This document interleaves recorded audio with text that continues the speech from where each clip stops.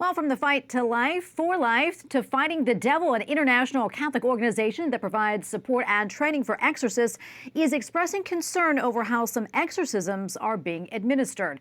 The International Association of Exorcists has named 9 practices to avoid when battling Satan, saying that some of these, quote, do not correspond to the authentic work of Christ. The tactics to avoid include focusing on the work of the devil and not on the gospel, excluding medical and psychological sciences, and trying to heal previous generations.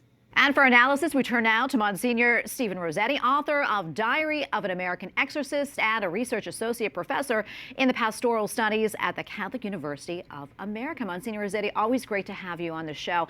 First, let's get your thoughts on these new guidelines from the International Association of Exorcists. What prompted the release? Well, Tracy, there has been very little actually helping exorcists figure out how to do this ministry. There's a few what we call pre-notandas, notes before the rite, but very little guidelines, very few guidelines. So the AIE, that international organization in Rome, is trying to do that, standardize this ministry. Yeah. And of the 9 practices to avoid, do any of them apply to lay faithful? And are most or all of them, are they directed toward exorcists? Well, they're directed towards exorcists, but it does affect the lay people helping them. For example, one of the concerns was, how does one use lay collaborators, especially if they're charismatic or gifted? And I think the AIE is trying to say, sure, we can use people with special gifts, but the primary responsibility, the leadership and discernment, is with the exorcist. Yeah, how widespread are these 9 practices, and what's been the reaction, since this text was released? Well, I think that I'm not sure it's been widely read at this point. I'm going to sit down with about 30 exorcists in a couple of weeks. And we're going to go through it point by point. So I think that it's something that needs to be promulgated a little bit more. Yeah, I know the group also said that in recent years, the number of those seeking out exorcists, that's really increased. Why do you think that is, and what does that signal to you, Monsignor? It's a mob. I mean, we just buried. I mean, people, you know that we have 220,000 followers on social media. We get calls every day. So there's a flood of interest, not only in the subject in general, but a whole bunch of people looking for help.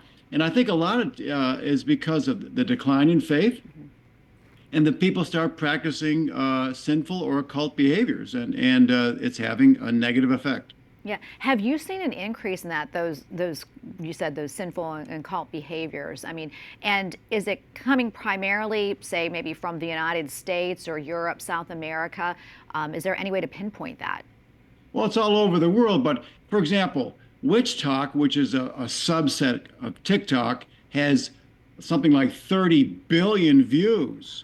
There's a lot of people practicing tarot cards, curses, spells, whatever, and they have no idea how dangerous it is.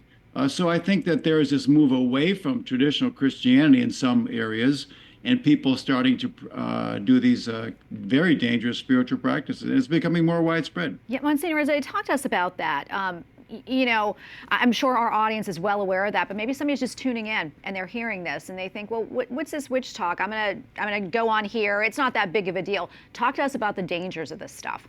Well, right, and people don't realize how dangerous it is. There are some people who say, well, I can practice witchcraft during the week, or curses or spells or tarot cards or whatever, and I go to Mass on Sunday. If you actually read the Bible, it is very strong. It calls such behaviors an abomination because it is a violation of the first commandment, and it's an open door to the demonic, and we've seen this many times.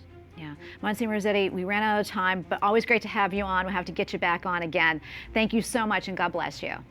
It's a joy, Tracy, and God bless your ministry.